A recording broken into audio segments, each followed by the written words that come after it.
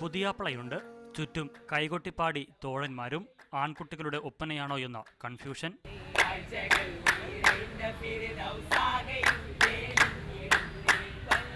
ഒപ്പനയിൽ മണവാട്ടിയും തോഴിമാരുമാണെങ്കിൽ വട്ടപ്പാട്ടിൽ പുതിയാപ്ലയും തോഴന്മാരും.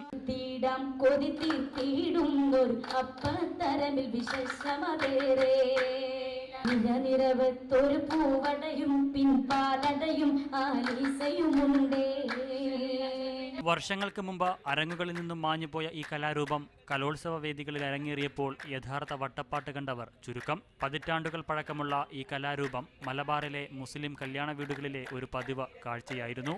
രാത്രി കല്യാണങ്ങളിൽ റാന്തൽ വെളിച്ചത്തിൽ നടന്നു നീങ്ങുന്ന പാട്ടുസംഘവും ഒരു കാലഘട്ടത്തിനൊപ്പം മാഞ്ഞുപോയ മനോഹരമായ കാഴ്ചയായിരുന്നു. മണിയറയും വിഭവങ്ങളും കല്യാണ പന്തലും വർണ്ണിച്ച് കാരണവന്മാരെയും പാട്ടുകേൾക്കാൻ വന്നവരെയും പുകഴ്ത്തി ഒടുവിൽ വധൂവരന്മാർക്ക് മംഗളം നേർന്നുകൊണ്ടാണ് പാട്ടുസംഘം വിട പറയുന്നത്.